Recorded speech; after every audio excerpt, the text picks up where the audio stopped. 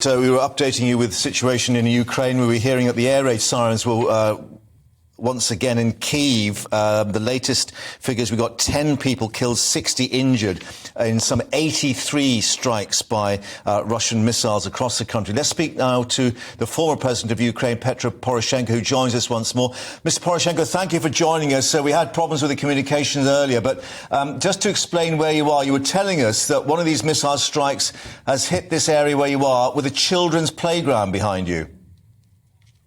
Absolutely right, and this has happened just a couple of hours ago, and it was a lot of children would go to the kindergarten, and we have just 200 meters from here another missiles coming on the Vladimirskaya and Boulevard Shevchenko Street. There's no glass in the windows. There is many cars which was burned.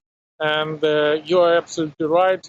10 persons is killed throughout Ukraine, more than 60 is wounded, and 11 objects of the critical energy civilian in Russian troops. Why Russia do that? Because he want to make us afraid. He want to disunite us, and Ukraine is demonstrated. We are unbreakable. We do not afraid Putin.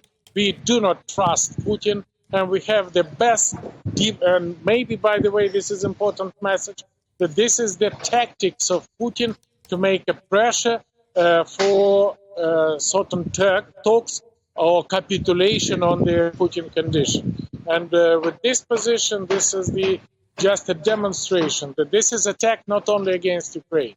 This is attack against UK, against France, against US. This is attack against the whole free world. And this is attack, by the way, not only Russia.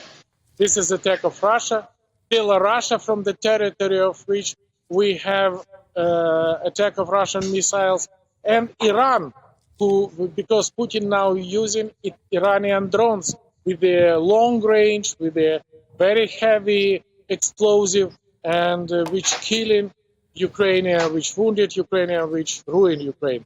And result is absolutely opposite. We are together.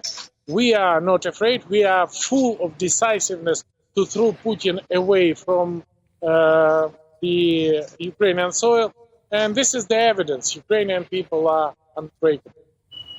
And the international community have stood shoulder to shoulder with the Ukrainian people. Tomorrow, our Prime Minister, along with other G7 leaders, they will hold crisis talks on the situation in Ukraine. What do you want to hear from them?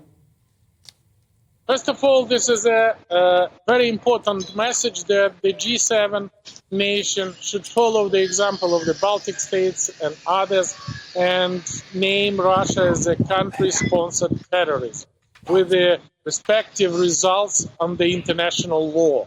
That should be a responsibility of Russia for such a state. Second position, today we have an extraordinary session of the United Nations General Assembly, and we should launch the procedure to throw Russia away from the United Nations, exactly the same like we've done with the Soviet Union after aggression against Finland. And that definitely make it effective, the Security Council of the United Nations. And point number 3, the day after tomorrow, it would be special session of the Rammstein group, so-called the anti-Putin coalition of the world. And with that meeting, we expected that Ukraine receive anti-missiles weapons who can protect Ukrainians' sky, because we have a great and professional operator of this system. Ukraine should get the anti-drone weapons, which should be bought from US or from Israel, but definitely we should use the unique experience against Iran and Iranian drones to protect Ukraine. And we definitely should think about the possible delivery to Ukraine F-16, and I'm happy that we have a pilot training already.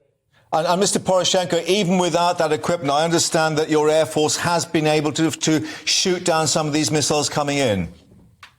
Yeah, I am proud that in the year 2014 I started to be as a Supreme Commander-in-Chief Ukrainian Armed Forces, and we have a very special anti-aircraft system which Russia cannot destroy it immediately.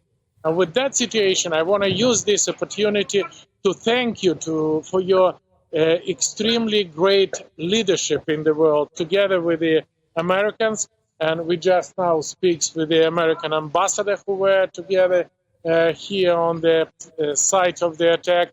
And this leadership should definitely bring the peace to the world. But this peace should be through the victory on the crazy Putin. And how we can do that? Another thing, please do exactly the same like you do for Finland and Sweden. Please accept and give to Ukraine the full membership. That message is extremely supportive from possibly tomorrow G7 meeting our membership in NATO. And in the next summit of NATO next year in Vilnius, we keep fingers crossed that this can happen.